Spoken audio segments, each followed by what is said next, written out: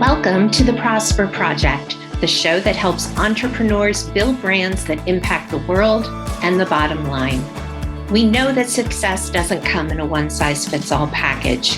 That's why we're bringing you adaptable marketing strategies along with valuable insights from inspiring changemakers, firebrands, and visionaries. I'm Lorraine Sugart, founder of the disruptive brand agency Prosper for Purpose. Now for this week's episode.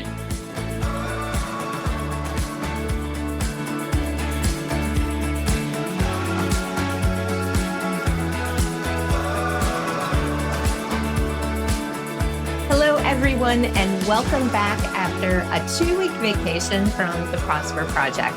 So it's so wonderful to be able to take time off and really relax and be present to family and friends. And of course, for every business owner, I think the one thing that we can agree on is that we'd like more time. But how do we get there? How do we remove some of the tasks that keep us busy but don't necessarily move our business forward? Well, today, to address that and other questions, is my guest, Stacey Hochschild. Stacey is a director of operations and a ClickUp consultant, and she's going to tell us what that means. She helps feminist entrepreneurs smash the patriarchy via strategic planning, business management, and team leadership so that CEOs can create positive change in the world, claim a big slice of the profit pie, and take real business-free vacations like the one I just had. When Stacey's not on the line, you'll find her hiking in the mountains with her rescue dogs, watering her collection of tropical plants, or Netflix and chilling with her cat. Since the start of the pandemic, Stacey has refused to put on pants unless absolutely necessary, and she's made caftans her new best friend. Welcome, Stacey. It's great to have you here today. Thank you so much for having me. Yeah, so tell us where you are right now. I think it's so interesting that you've created this whole life about being and doing what you want to do. And I think it's a good way to kind of approach the topic that we're going to be talking about today. I am American, originally from Kansas, but I call Oaxaca, Mexico home. I came here 7 years ago for a 3-month holiday and stayed, which sounds kind of crazy to a lot of people. But before Oaxaca, I had also lived in Europe, Africa, and Asia. So for me, it wasn't that big of a leap to stay here in Oaxaca, but I have never lived in any place longer outside of the United States than here. So this is my home. That's amazing. So where did this wanderlust come from? Your interest and ability to not only visit other places, but to live there. I was a strange kid. I remember wanting dolls of every color when I was a kid. And I remember seeing an ad for the Peace Corps in junior high school and learning where Ethiopia was. And in high school, the girls in my class were passing around this top 10 list of the cutest boys. And I had no idea who these boys were. Like, I was talking to my teachers about current events and wars and other things that was a long time ago. I don't remember what those hot topics were in the moment, but it surely wasn't the cutest boys in school for me. And that's just who I was and who I continue to be. I love that. That's really cool. So did you go into the Peace Corps? How did you start that kind of journey of being a world resident, right? I did. I went to the Peace Corps. I also backpacked around Europe before there was the internet. So that does age me, but I think that can make people who may be listening to this podcast think, whoa, like I bought a guidebook and I used this thing called the telephone and I purchased plane tickets and train tickets. And I was 21 and I didn't know what I didn't know. And I flew to London with my sister and a friend, and we slept in circus tents and castles and, saw a bunch of Europe. And then I ended up right out of college going to the Peace Corps. And I was stationed in Cabo Verde, or Cape Verde, which is an island nation off the coast of West Africa. Yeah, that's amazing. So, bringing us to kind of present time, how did you end up helping women entrepreneurs with their operations and becoming a ClickUp consultant? How did that kind of magical journey in your life occur? It's funny to hear you say that, because when that's reflected back to me, I'm like, yeah, that's not what I wrote, in my goals in second grade, right? It's like, I wanted to be a teacher. Me too. And I was a teacher. But as I moved up the ranks in education, I absolutely loved the operational aspect of education. So my last in-person role, if you will, before I started my online business, was working as a director of studies for a school. And so, I moved from being a teacher to being a teacher trainer to being a curriculum developer to running the school, which is basically what I do now as a director of operations. I am the second in charge, or the second tier, if you will. And so the CEO can be the salesperson, the client success person, and the visibility person, the face of their business, right? And I would have never, ever thought that I developed operational skills. But I think, like many of us, we probably had those skills. I was a bossy older sister from the beginning, so it's like, I think I've always had those operational skills, but didn't realize it. So when I came to Mexico, I had two choices. I could work as an English teacher for $3.50 an hour while still paying off my $500 a month student loans, or I could figure out something else to do. And that is when I got into online business. I started out as a virtual assistant, like most of us do in the operations space, worked my way up to being an online business manager. When I was the online business manager for a now past client, I learned about ClickUp, and she was, I would say in quotes, quote unquote, using this project management tool. And I was like, there has to be a better way. So I taught myself how to use ClickUp, not just for myself, but more for her. And then ClickUp came out with a vetted ClickUp consultant program.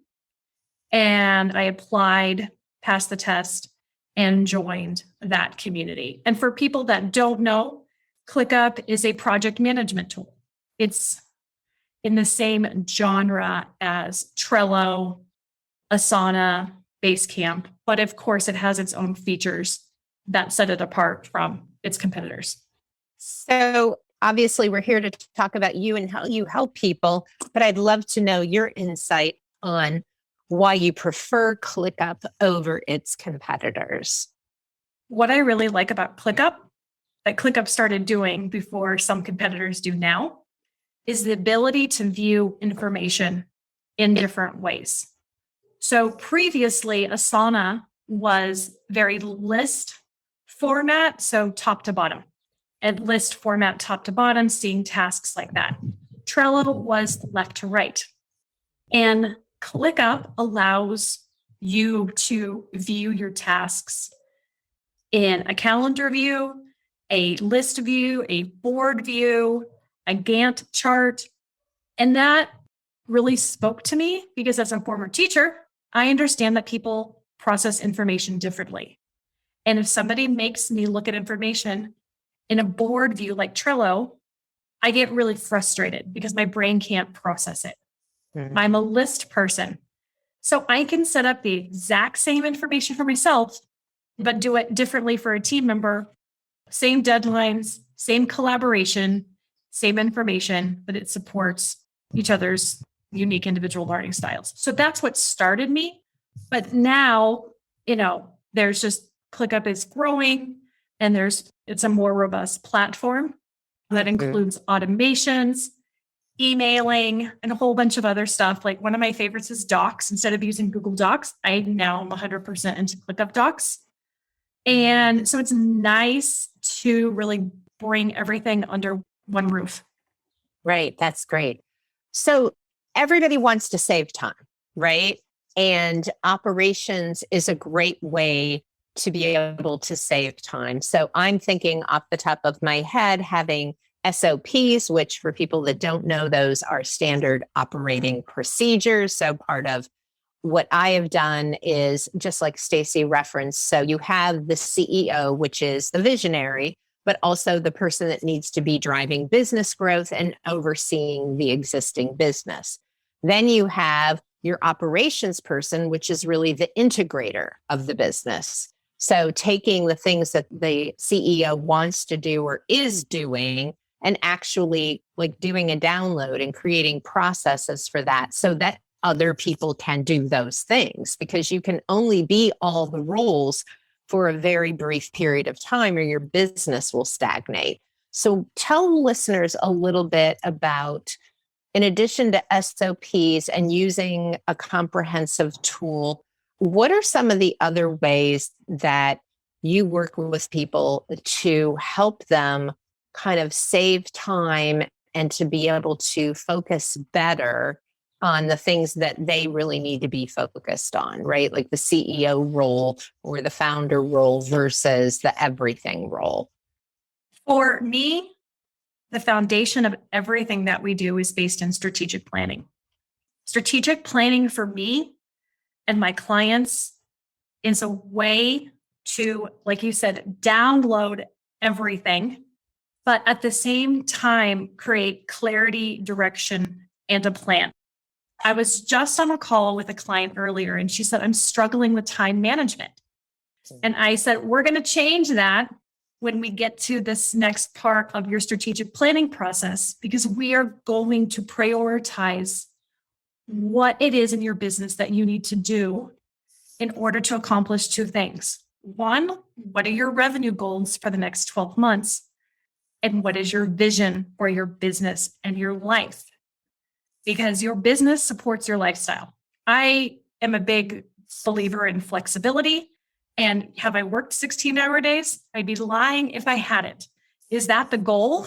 Absolutely not, right? So when we look at what your revenue goals are and what your vision is, we put projects and a plan into place that helps you get there in a way that is strategic.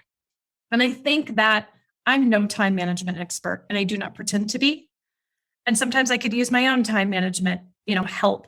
But when we know what we need to prioritize, it almost like managing our time becomes easier, because those things that are sitting on our shoulders that we think we should be doing actually get put into the back seat.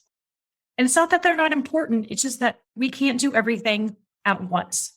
And some things just have to naturally take a back seat, no matter how big your team is. Yeah, for sure. I love that so much. It's not that things aren't important, but it's kind of like you're cooking, right? And so you have 5 or 6 burners on your stove, and you can only be managing, so many at a time. So you need someone else to be able to either take over those pots, or you need to just let them simmer until you can get back to them. And, when you say I time management myself, I think it's always so interesting that just because we're experts at doing something for other people doesn't mean that we're good at doing it for ourselves. And I think that's another really good lesson for entrepreneurs listening. It doesn't matter what field you're in. Don't think to yourself, well, I'm a copywriter. This is what I do for other people. Why am I stuck doing it for me? Well, it's because you can't read the label when you're sitting in the box. You're sitting in your own box. You don't have that outside perspective. So, you may do a draft and you may find another copywriter or a friend who can give you, feedback on what you've done. And I've just found that to be so valuable through my career in having that outside perspective. So I really appreciate you acknowledging that.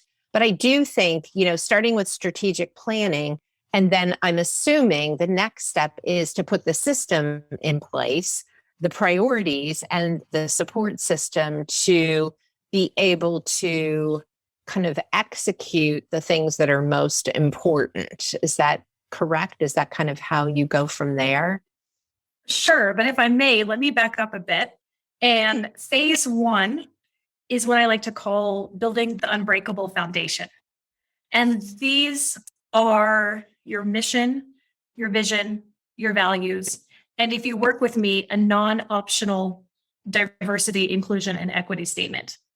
And those values and what's important to you help me to understand what projects you may not realize your business needs to be doing.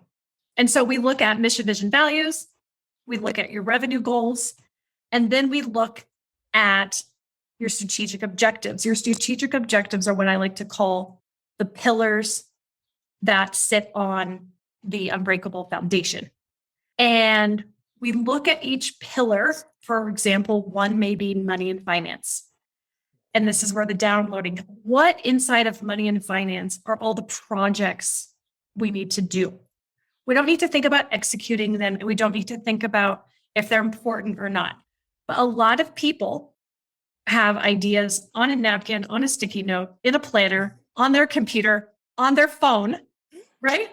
And yes, it is. And so it's like, okay, let's bring everything that you've ever thought about in terms of your money and finance, wanting to hire a CFO, wanting to donate part of your revenue to a charity, hiring a bookkeeper, whatever it is, dump them in there. We go through all of the objectives. Then we rank them and we say, which objective is the most important? And people hate this part because everything seems important in your business. And so what it is, it's like, I feel like sometimes when I say this, I'm like contradicting myself, but it's like, what objective is the most important that we're going to spend the most time on during this period? It doesn't mean that if we say that redesigning your service suite is the most important, it doesn't mean we're going to forget your marketing. It doesn't mean we're going to forget your operations. It means that in the month of August, the majority of your time is going to be focused on your service and sales and redoing your offer suite. Secondary is going to be your visibility activities, and third are going to be your operations. And guess what? All those great things you want to do for your client experience, like start, sending gifts, we don't have the foundations for that and the systems in place to do that. So let's move that down the track a little bit.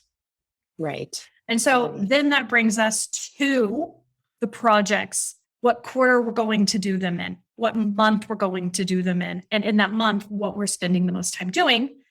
And depending on your team size, who's doing it or who's leading it. Yeah, that's so important. I think that's really great. It's that old rocks analogy, right? Like, what are you putting in first? What's the priority? Then what can we do next?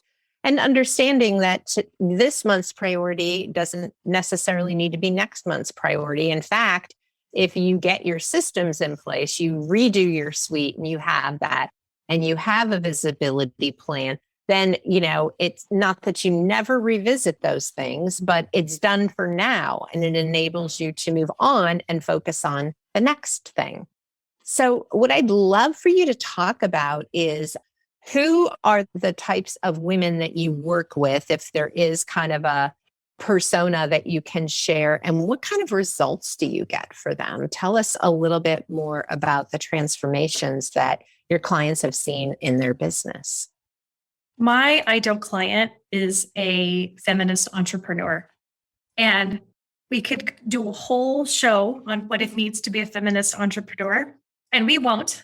But for me and my clients, feminist entrepreneurs are people who are bringing their feminist values into business and wanting their business to support the causes that they believe in. It's not just about profit, it's about people. and using our business for good, not extracting resources, not abusing other people in order to get ahead. And so though one example is a photographer client of mine stopped photoshopping during the pandemic. She still photoshops her own lighting. She doesn't like it. She wants to improve it, but she said, guess what? I'm not going to Photoshop wrinkles out anymore. I'm not going to Photoshop cellulite out anymore, because that is continuing to perpetuate the unrealistic image of girls and women on Instagram. So for me, that is incredibly empowering. Those are the types of people that I want to be helping. In terms of the results that people get from working with me, I've had people cry tears of joy during the initial phase of just putting their vision down on paper and saying, oh my gosh, like, this is what I want to be working towards. Taking a step back from the day-to-day grind and realizing, oh, there's a reason I'm doing this, and almost hitting that reset button. I just finished up with a client today, and she says, makes sense that I could probably only do 3 projects over the next 6 weeks, given everything else that I have going on. Maybe I shouldn't be beating myself up so much. Okay, that's a win right there. But once we got to that final point and we took everything from quarter into month, she was like, I can do all these things. And I was like, no, you can't. Your strategic plan isn't your business. You already have a business. The strategic plan is adding in all those projects that you want to do. So helping people realize that they need to slow down in order to speed up. There's no value in a bunch of unfinished projects that never see fruition unless you need to pivot for some reason. That's perfectly fine. But bringing projects to fruition is incredibly important. If I am on, one of my favorite things that I love providing to my clients, and this is if I'm part of a client's business on a retainer basis, managing be in the integrator role, is the first time my clients take real business vacations. A lot of them are really nervous. I come into teams and CEOs are afraid to give up their access to their email accounts because they've been doing everything for so long. What if this client care person we've trained answers an email wrong? So to go from that to, hey, my husband surprised me with a 50th birthday trip to Disney, which is a true story. And I was like, great, go. And she went, and it was the first time she had a business-free vacation ever. She has 2 businesses, but in the online business, probably 4 or 5 years. And that to me is incredibly rewarding because it shows me that I'm doing my job in supporting the business and managing the team members and practicing what I preach, which is taking a vacation, and that a business should support your lifestyle. We're not, in the business to work. Right. I love that so much. So your clients really, I guess, ascend to a better quality of life. 100%. That is, for me, the beauty of being a boring operator. Nobody looks at being an operator as a sexy job. But for me, it is, nothing makes me happier than taking tasks off of clients' plates. Yeah. They'll say, oh, I can do that. And I'm like, no, you will not. We have a team. Yeah. And just because you can doesn't mean you should. That's another thing. That's right. 100%. So you help everyone else create better lives and to do well. And the name of this podcast is the Prosper Project. So what does it mean for you to prosper in life and in business? I thought about this because, full transparency, I knew you were going to ask me this question. And I thought, sometimes I think it means different things on different dates Okay. The success to me could look different one day than another. And I guess maybe when it comes down to it, prosperity, what I'm after is the flexibility. And that is probably the heart of the matter. Because if I want to take my dogs on a long walk tomorrow, because I don't have any calls or anything to do, that's great. I have the flexibility to do that. If that means that I want to have a full day working on Saturday because I feel motivated, great, I can do that. And so I think for me, when it comes down to it, it is that idea of flexibility and creating my days in a way that works for me. I love that so, so much. Stacey, I'm so glad that you were here with me today. I want to let people know where they can find you. Obviously, we will have all the links in the notes section of this podcast, but can you tell people who are listening and just spontaneously want to jump over to wherever you are and where they can find you? You can learn more about strategic planning or how I can help as a director of operations at staceyhoschchild.com or connect with me on LinkedIn at Stacey Hoschchild. And that's your only social platform, correct? You're just on LinkedIn right now? It is. But if you look at my strategic plan. Yes. No. That was not critical. I'm in. No, it's not. People that can be like, I'm just on LinkedIn. No. It's great. This is like, real life right here. So yeah, I'm a true operator. I love working behind the scenes. Because I have that ClickUp affiliation, it does a lot of the outreach and client connection for me. Right? Oh, that's great. Yeah. And so I've just had LinkedIn and just kind of been like toddling along.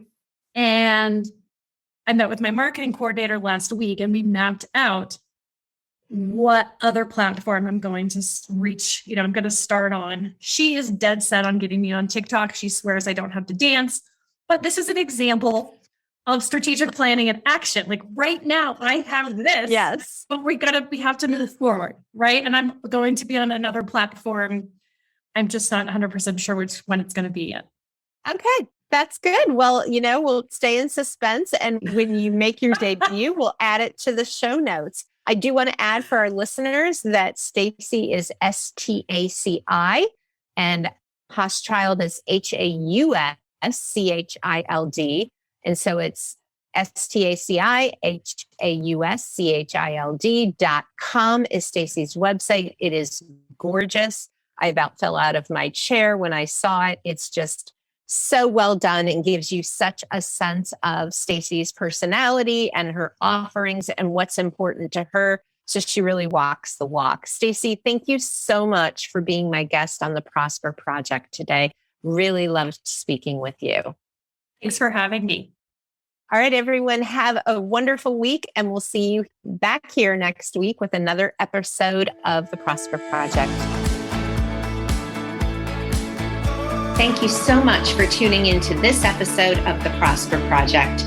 If you want to grow a peerless, profitable brand, please hit the subscribe button so you never miss an episode. And if you find value in our show, please help us reach others by sharing an episode and leaving a review. In appreciation, please visit prosperforpurpose.com for more free resources to help you grow your business.